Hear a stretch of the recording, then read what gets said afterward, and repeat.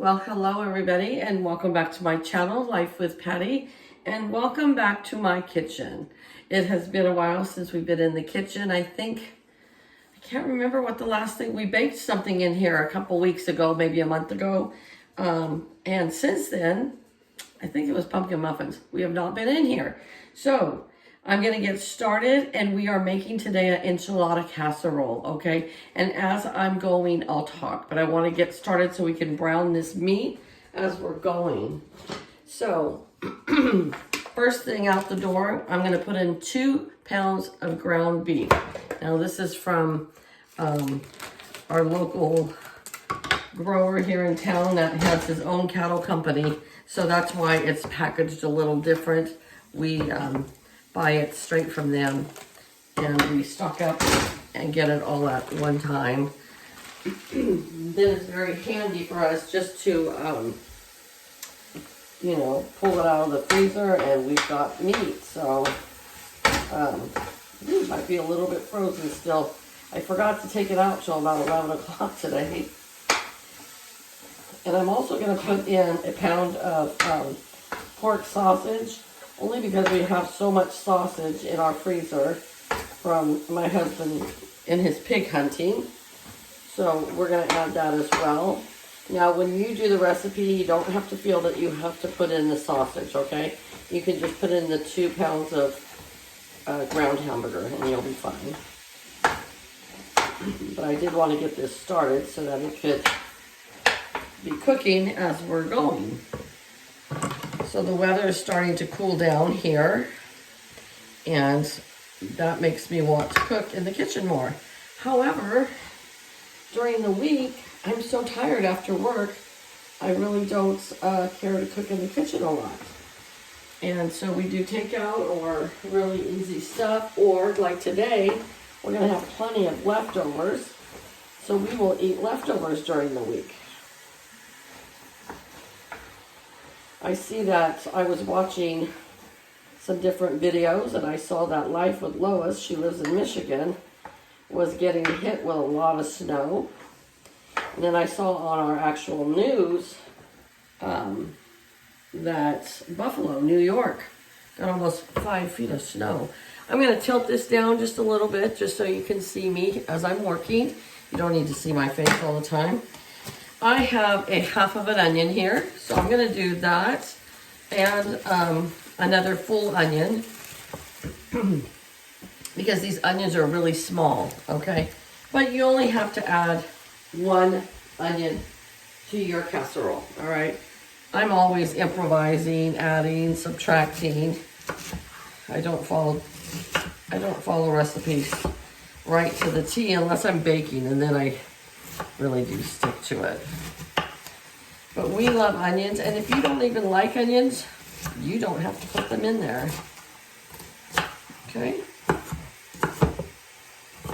We've been watching the baking championship, the holiday baking championship on TV. One of my favorite shows to watch. I used to really think I wanted to compete in there, but too much pressure for me. I'll just watch and enjoy baking at home with all of you. Even the kids' baking championship is amazing how much those kids know, you know? All right, I'm going to put this second small onion in there.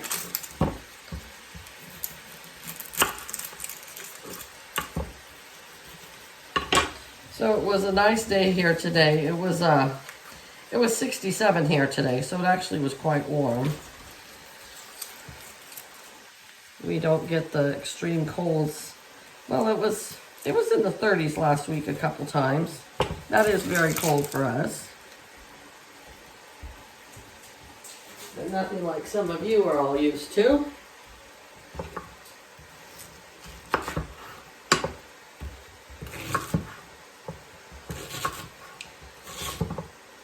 So we're having a girls' trip here in a girls'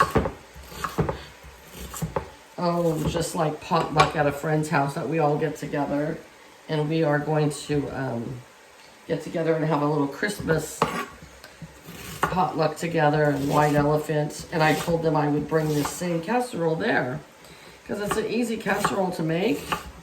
It makes quite a bit. And it's not quite as expensive as other casseroles to make. All right, you know, onions are going to cook down with this meat, so it'll cook way down. Plus, we're going to bake this afterwards as well. So you want to get your meat nice and brown.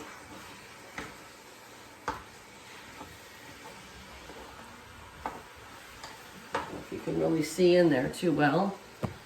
I'm sorry, guys. There. Now, I do get the peeled garlic. It's already peeled. And that's probably the easy way out. But sometimes life is just easier when you make adjustments. And so I'm going to take one of these little pouches and chop it up and put it in there as well. So it looks to be like 1, 2, 3, 4, 5, 6, 7 cloves. I love garlic. The other day we had Mexican takeout and I tried the garlic shrimp and it was delicious. There was so much butter in there though that I kind of dipped some of my rice in it.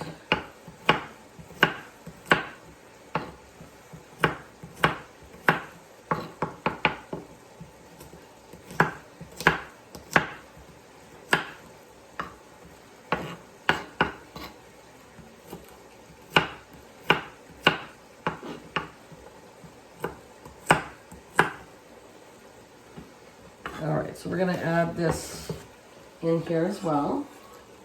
And that's the last of the chopping I'm going to have to do.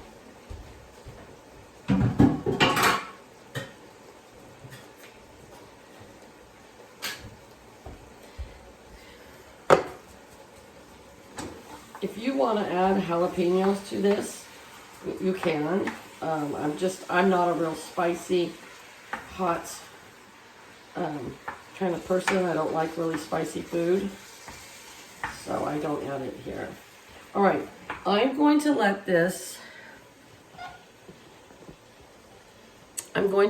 all brown, this meat brown, and then I'm going to drain it, and then I will be back. Okay, we are back. I have got it almost all brown, and I've got it drained. I have my oven preheating right now to 350 degrees, okay? So the next thing I'm gonna do, I'm going to add some generous teaspoons of salt, pepper, and ground chili. So I'm gonna do 2 teaspoons of salt, 1 teaspoon of pepper,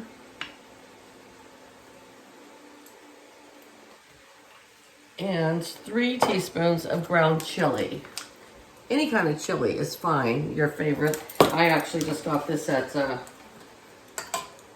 Bel Air. It was really inexpensive. It was like $1.98. Okay, so that's it for spices. And if, like I said, if you like it a little bit spicier, just add some jalapenos or whatever you'd like.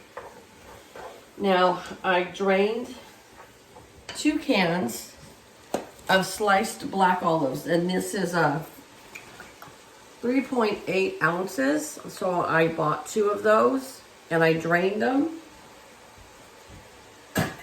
And so here they are. Here's the black olives, and we're going to put those right in here. Hands are clean, don't worry about that.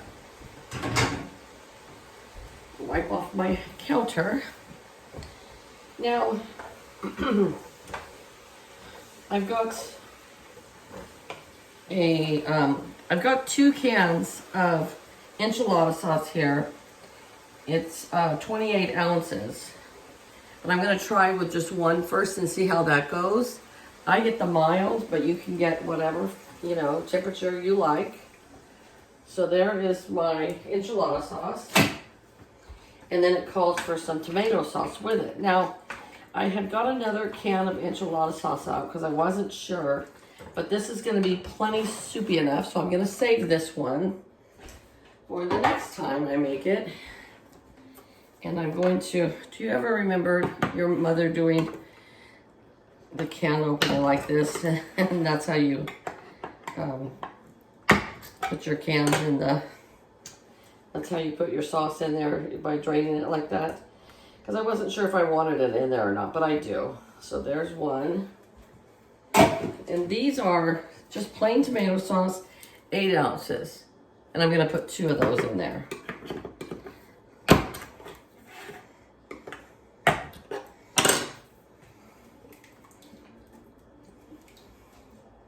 And then I'm going to turn this off because it's warm enough, it's all cooked, and it's going to be layered, and then it's going to go into the oven.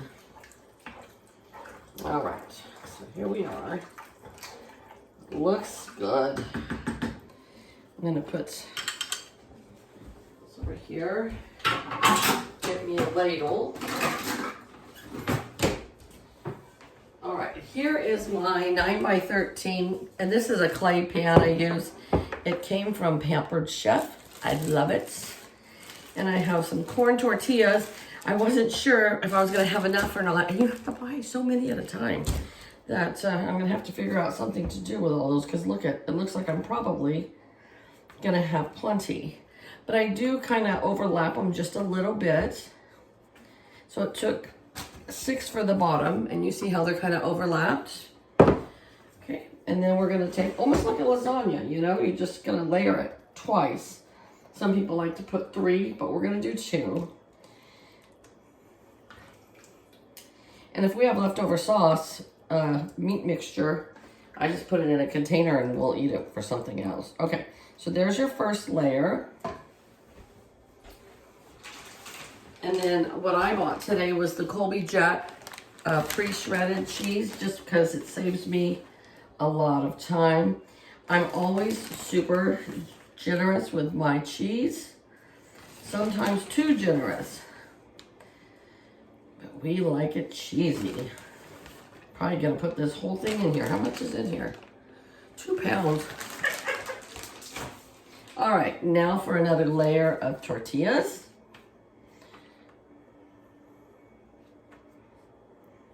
Wouldn't you know, I gotta open up the new container for 1 tortilla. So, you know, realistically, I could have done without it, but I bought it, so I have it, so I'm gonna use it. And who knows, we might have homemade tacos one night.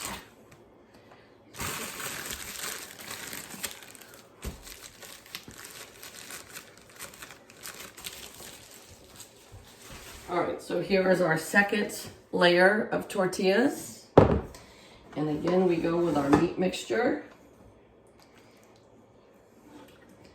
And the tortillas really kind of soak up all the, into the tortilla. You know, if it's a little saucy or whatever, it's gonna be fine. And we are gonna have just a little bit left over, and what I'm gonna do is I'm just gonna save it, and we'll use it over rice or something. Okay, there's our second layer. And I am going to finish off this entire thing probably of cheese, because we love cheese. And you don't have to be as generous with the cheese. If, you know, like, cheese is expensive, so if you can't afford it, hey, it's okay. It's still gonna turn out great. Ooh, I made a mess. All right, look at, I made a mess again.